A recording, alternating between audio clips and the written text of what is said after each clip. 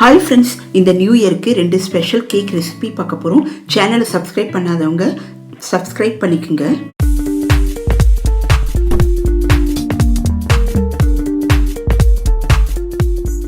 Hi friends, இது Pankaj Nalabagam. First time channel video பார்க்குறவங்க மறக்காமல் சேனலை சப்ஸ்கிரைப் பண்ணிக்கோங்க.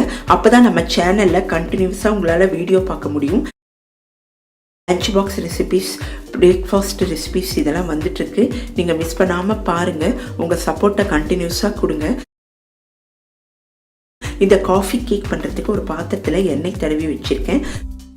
இதன் மேலே நம்ம பட்டர் பேப்பர் வச்சிடலாம். பட்டர் பேப்பர் இல்லை அப்படின்னா நீங்கள் கோதுமை மாவை மேலால் தூவி பாத்திரத்தை தயார் பண்ணிக்கோங்க. இங்கே நான் சொல்கிற சின்ன சின்ன டிப்ஸ் தான் உங்களுக்கு கேக் நல்லா ஃப்ளப்பியாக வரும். பிகினர்ஸுக்கு இந்த டிப்ஸ் ஹெல்ப்ஃபுல்லாக இருக்கும்.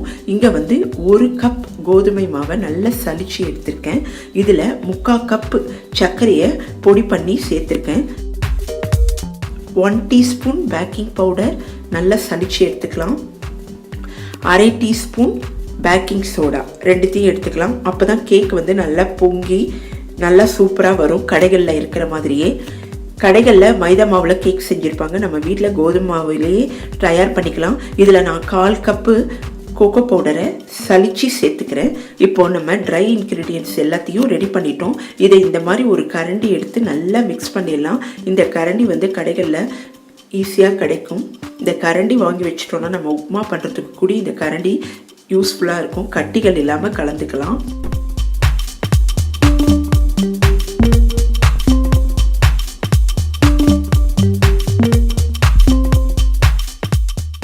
One by 3 cup vegetable oil சேர்த்துருக்கோம். 1/3 கப் அப்படின்னா 5 டேபிள் ஸ்பூன் ப்ளஸ் 1 டீஸ்பூன். இப்போ நம்ம 2 table spoon filter coffee decoction சேர்த்துருக்கோம். சப்போஸ் ஃபில்டர் காஃபி டிகாஷன் இல்லைன்னா இன்ஸ்டன்ட் காஃபி பவுடர் கடைகளில் கிடைக்கும். அது 1 டேபிள் ஸ்பூன் சேர்த்துட்டு கொஞ்சமாக தண்ணி கலந்து ஆட் பண்ணிக்கோங்க. இப்போது தேவையான பாலை இங்கே சேர்த்துக்கலாம். பால் மெஷர்மெண்ட்டெல்லாம் இல்லை, 3/4 கப்லேருந்து 1 கப் வரைக்கும் சேர்த்துக்கலாம். ஏன்னா நம்ம 1 கப்பு கோதுமை மாவு எடுத்திருக்கோம். இங்கே அளவுகள் ரொம்ப முக்கியம். பால் தேவையான அளவு கலந்துக்கலாம். நமக்கு இங்கே கேக்கோட கன்சிஸ்டன்சியை பொறுத்து பால் விட்டுக்கலாம். இப்போ நல்லா மிக்ஸ் பண்ணிக்கலாம். வாசனைக்கு நான் இங்கே வெண்ணிலா எசன்ஸ் சேர்த்துருக்கேன். சப்போஸ் வெண்ணிலா எசன்ஸ் இல்லைன்னா பட்டை எல்லார் வீட்லேயும் கண்டிப்பாக இருக்கும். அந்த பட்டையை நல்லா பொடி பண்ணி சலிச்சு சேர்த்துக்குங்க. ரொம்ப நல்லா இருக்கும் வாசனையாக. இப்போ நல்லா மிக்ஸ் பண்ணிக்கலாம். எனக்கு இன்னும் 2 டேபிள் ஸ்பூன் பால் தேவைப்படுது. நான் அதை சேர்த்துக்கிறேன். சேர்த்துட்டு நம்ம இந்த மாதிரி ஒரு கரண்டி எடுத்து கட் அண்ட் ஃபோல்டு முறையில் நல்லா கலந்து விட்டுக்கலாம். இப்போ நல்லா கலந்துருக்கு பாருங்கள். நமக்கு கன்சிஸ்டன்சி பார்க்குறதுக்கு இந்த மாதிரி மடிப்பாக விழணும். கேக் சூப்பராக வரும்னு அர்த்தம். ரொம்ப தண்ணியும் இருக்கக்கூடாது. அதனால் அதை பால் மட்டும் விடும்போது பார்த்து விட்டுக்குங்க. பாருங்கள், இந்த மாதிரி கன்சிஸ்டன்சியில் நமக்கு மாவு தயாராக இருக்கணும். நம்ம ரெடி பண்ணிய பாத்திரத்தில் விட்டுக்கலாம். நான் ஏற்கனவே 10 நிமிஷம் குக்கரை ஸ்டாண்டு போட்டு ப்ரீஹீட் பண்ணி வச்சுருக்கேன்.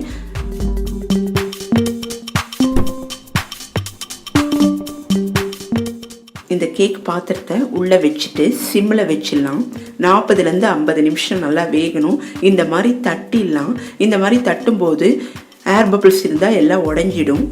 அதனால் நல்லா தட்டிட்டு ப்ரீஹீட் பண்ண குக்கர் பாத்திரத்தில் உள்ளே வச்சுட்டு மூடி போட்டுருங்க. இந்த மூடியில் கேஸ்கெட்டும் இருக்கக்கூடாது, வெயிட்டும் போடக்கூடாது.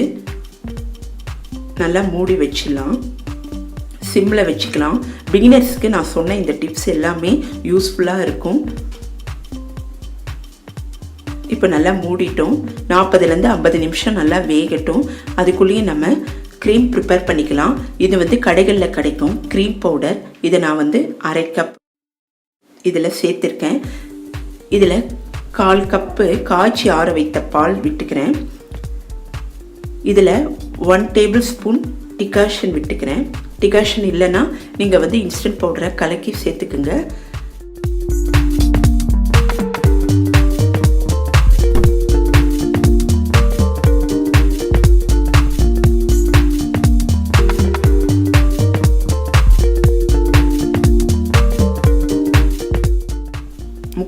Table spoon cocoa powder, 1.25 tablespoon sugar சேர்த்து மிக்ஸி நல்லா அடிச்சுட்டு ஃப்ரீசரில் வச்சிடலாம். 1 மணி நேரம் அந்த க்ரீம் வந்து நமக்கு தயாராக இருக்கும். இப்போ வெந்திருக்கான்னு பார்க்குறதுக்கு ஒரு டூத் பிக்கை சென்டரில் விட்டு பார்த்தோன்னா ஒட்டாமல் வரும். அப்படி ஒட்டிச்சுன்னா நீங்கள் இன்னும் ஒரு 5 நிமிஷம் கூடி நீங்கள் குக்கரில் வச்சு எடுத்துக்குங்க.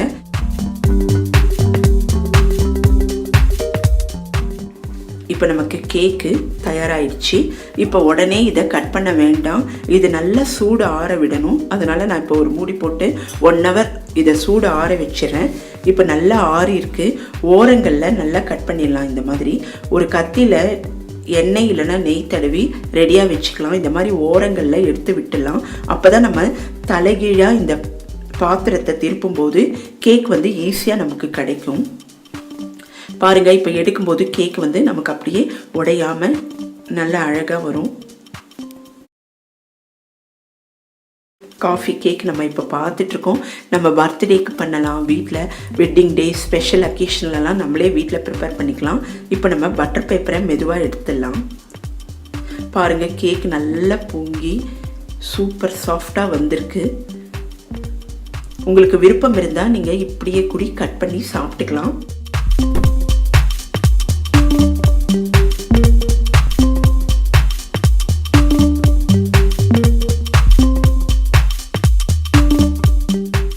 உங்கள் விருப்பம்தான். நீங்கள் அப்படியே கட் பண்ணி சாப்பிட்றதுனாலும் சாப்பிட்லாம், இல்லைன்னா க்ரீம் தடவியும் சாப்பிட்லாம். நம்ம ஃப்ரீசரில் 1 ஹவர் வச்ச க்ரீம் வந்து நல்லாவே செட் ஆகிருக்கும்.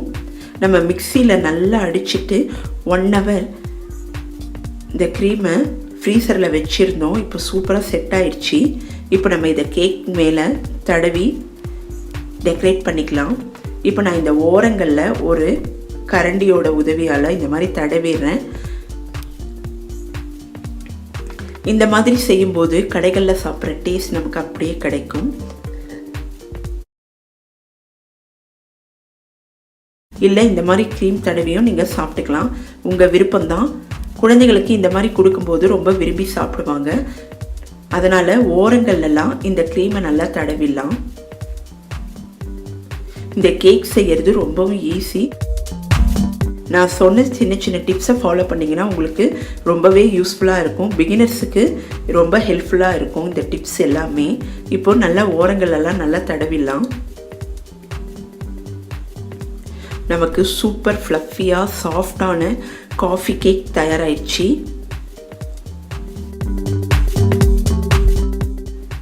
நம்ம சேனலில் சாக்லேட் கேக்கு, வெனிலா கேக்கு, டேட்ஸ் கேக்கு எல்லாமே இருக்குது. நீங்கள் செக் பண்ணிக்கோங்க. நான் இப்போது நல்லாவே ஓரங்களில் தடவிட்டேன் க்ரீமை. இப்போது சாக்கோ சிப்ஸ் கடைகளில் கிடைக்கும், ஒயிட் சாக்கோ சிப்ஸ், அதை வச்சு நான் டெக்கரேட் பண்ண போகிறேன். இந்த மாதிரி நம்ம ஒன்று ஒன்றா கையில் வச்சு செய்யலாம், இல்லைன்னா நம்ம டூத் பிக்கோட உதவியால் நீட்டாக இந்த மாதிரி நம்ம ரெடி பண்ணிக்கலாம். சூப்பராக நமக்கு கேக் வந்து பார்க்குறதுக்கே ரொம்ப அழகாக இருக்குது. தயாராகிடுச்சு. ஃபங்க்ஷன் டைம்லலாம் நம்ம இந்த மாதிரி செஞ்சிடலாம்.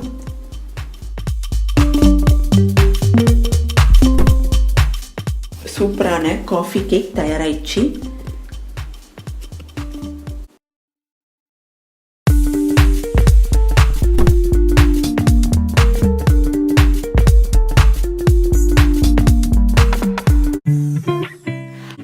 ரவை கேக் பார்க்க போகிறோம்.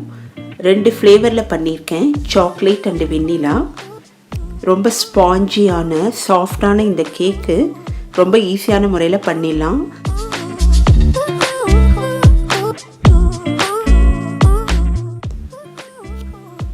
நான் கொடுத்துருக்கிற மெஷர்மெண்ட்லேயே நீங்கள் இந்த கேக்கை பண்ணிங்கன்னா கேக் ரொம்ப ஸ்பாஞ்சியாக வரும்.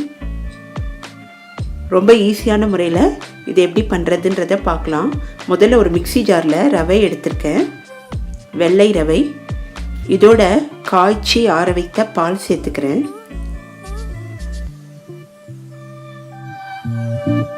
அதிகம் புளிப்பில்லாத தயிர் விட்டுக்கலாம். இனிப்பிற்காக ப்ரௌன் சுகர் சேர்த்துருக்கேன். சப்போஸ் ப்ரௌன் சுகர் வேண்டாம் அப்படின்னு நீங்கள் நினச்சிங்கன்னா ஒயிட் சுகர் சேர்த்துக்கலாம். இப்போது கொஞ்சமாக உப்பு சேர்த்துக்கிறேன். வெஜிடபிள் ஆயில் கொஞ்சம் சேர்த்துக்கலாம். கடலை எண்ணெய், ரைஸ் பிரான் ஆயிலெலாம் அவாய்ட் பண்ணிடலாம். இப்போ இதை நல்லா மிக்சியில் அரைச்சிடலாம். இப்போ ஒரு பாத்திரம் எடுத்துக்கலாம். இந்த கப்பில் நான் எண்ணெய் தடவிருக்கேன். இது மேலே நான் பட்டர் பேப்பர் வச்சுருக்கேன்.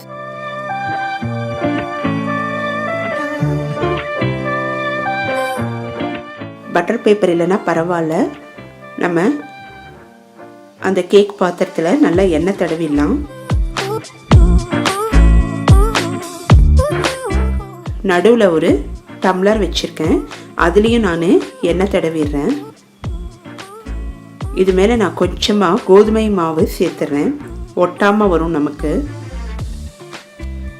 இந்த டம்ளர்லேயும் நான் கொஞ்சமாக டஸ்ட் பண்ணிக்கிறேன்.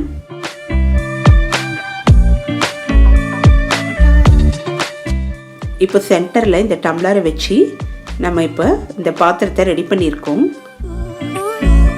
இப்போது ஒரு பவுல் எடுத்துக்கலாம். நம்ம அரைச்சி வைத்திருந்த அந்த விழுதை சேர்த்துக்கலாம்.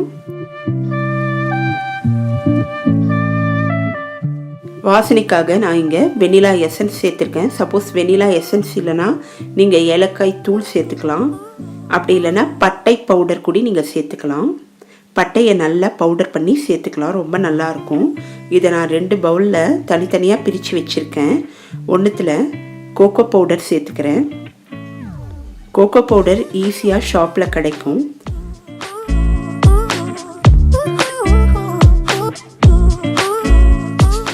இப்போ நம்ம 2 கலரில் தனித்தனியாக எடுத்து வச்சுருக்கோம். இப்போ இதில் பேக்கிங் சோடா, பேக்கிங் பவுடர் ரெண்டுமே சேர்த்துக்கலாம். அப்போ தான் கேக் வந்து நல்லா பொங்கி வரும்.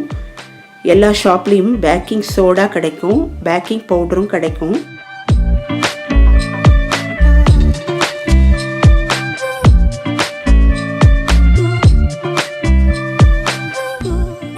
நல்லா சலிச்சு சேர்த்துக்கலாம்.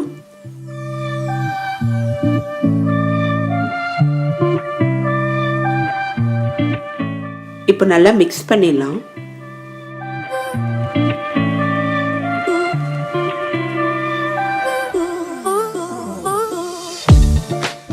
இப்போ நான் சாக்லேட் ஃப்ளேவரை தனியாக ஒரு பவுலில் எடுத்து வச்சிடுறேன். இது கட் அண்ட் ஃபோல்டில் நல்லா மிக்ஸ் பண்ணிக்கலாம். இந்த மாதிரி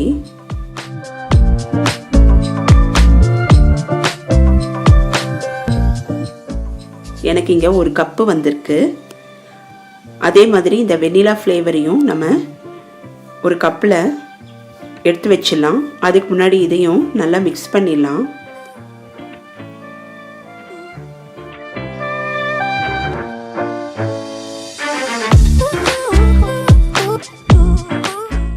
இப்போது இந்த பாத்திரத்தில் நான் ஈவனாக 2 பக்கமும் விட்டுடுறேன்.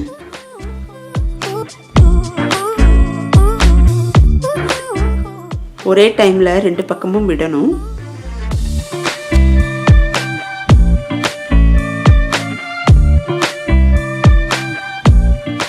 இந்த மாதிரி பாத்திரத்தை நல்லா டேப் பண்ணிட்டோன்னா ஏர் பபிள்ஸ் விடாமல் இருக்கும். இப்போ ஒரு குக்கர் பாத்திரத்தில் நான் ஃப்ளேமை சிம்மில் வச்சு 15 நிமிஷம் ப்ரீ ஹீட் பண்ணியிருந்தேன். இப்போ இது உள்ளே நான் இந்த பேட்டரை வச்சிடுறேன்.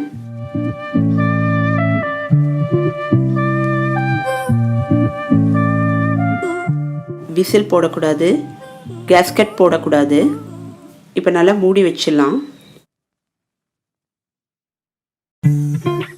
இப்போ ஒரு 10 நிமிஷம் ஆயிருக்கு. இதை ஓப்பன் பண்ணுறேன்.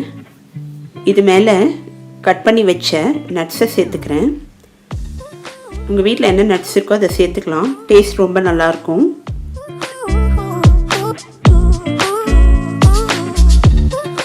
திருப்பியும் நம்ம இதை மூடி வச்சிடலாம். ஒரு 30 நிமிஷம் இது சிம்லேயே நல்லா வேகணும். இப்போது 30 நிமிஷம் ஆயிடுச்சு. ஒரு டூத் பிக் வச்சு வெந்திருக்கான்னு டெஸ்ட் பண்ணலாம். ஒட்டாமல் வந்ததுன்னா வெந்திருக்குன்னு அர்த்தம். கொஞ்சம் ஒட்டுற மாதிரி இருந்ததுன்னா திருப்பி நீங்கள் சிம்மில் 5 நிமிஷம் வச்சு எடுத்துருங்க. இப்போ நமக்கு கேக்கு தயாராகிடுச்சு. இப்போ நான் ஓரங்களை இந்த மாதிரி கட் பண்ணிடுறேன். அப்போ தான் நமக்கு ஈஸியாக எடுக்க வரும். ஒரு பிளேட்டில் நான் தலைகீழாக திருப்பி போட்டுடுறேன்.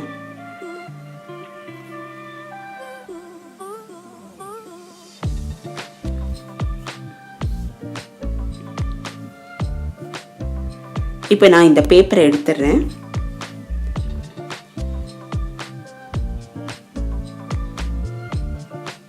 இப்போ மெதுவாக நம்ம டம்ளரை ரிமூவ் பண்ணிடலாம்.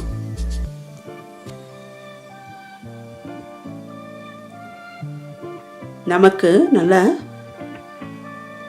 சுவையான 2 ஃப்ளேவரில் கேக் தயாராகிடுச்சு.